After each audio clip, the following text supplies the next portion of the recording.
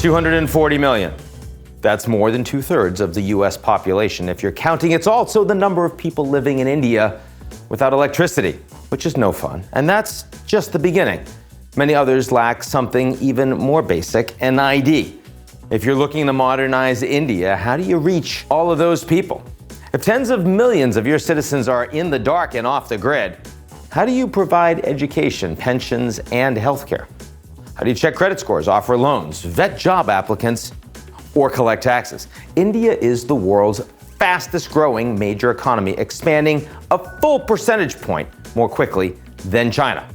But only a fraction of Indian citizens pay income taxes. Actually, only a fraction of every citizenship pays income taxes, but in India it's a small fraction, that's the point. And where do you even begin when an estimated 2 in 5 Indians don't even have a birth certificate? Think about all those potential entrepreneurs, scientists, engineers, and artists trapped in obscurity. If you're a politician, that's an opportunity. Those are votes. So what do? How about designing a system with them in mind? Instead of pressing for reams of paperwork they don't have, how about encouraging them to get their irises and their fingerprints scanned? Then you store that data on government servers and assign each person a 12-digit number that they can use to finally get the services they need. They call it Aadhaar, which in Hindi means foundation or base. And the idea is to cut through the bureaucracy and bring millions of Indians out of the shadows. Thing is, Aadhaar was supposed to be voluntary. Turns out, not so much. Some 22 government welfare programs were created with Aadhaar as a requirement.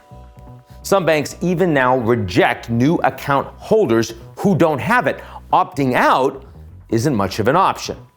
As a result, more than 1 billion people have signed up. But then something interesting happened. Remember, this is a show about big things. Well, the system got even bigger.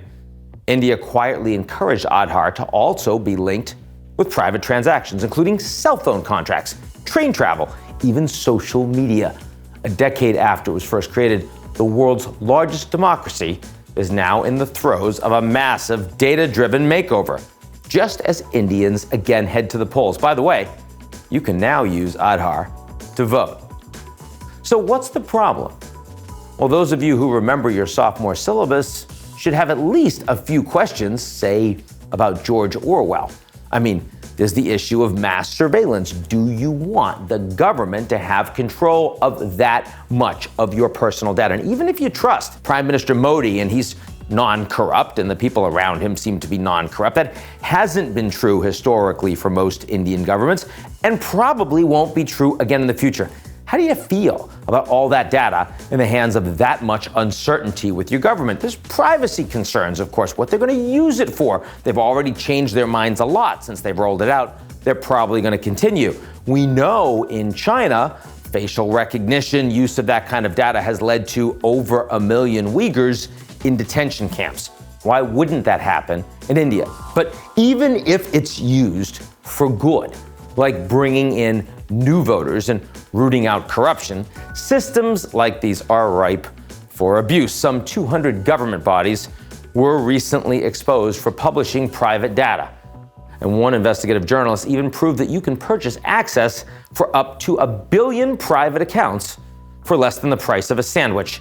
She paid about $7. To be fair, in Brooklyn, I know some sandwiches that are now more expensive than that, but still, $7. Billion. That's like a footlong right there. But for those who love data, India offers a major opportunity. Are you listening, China? We know you are.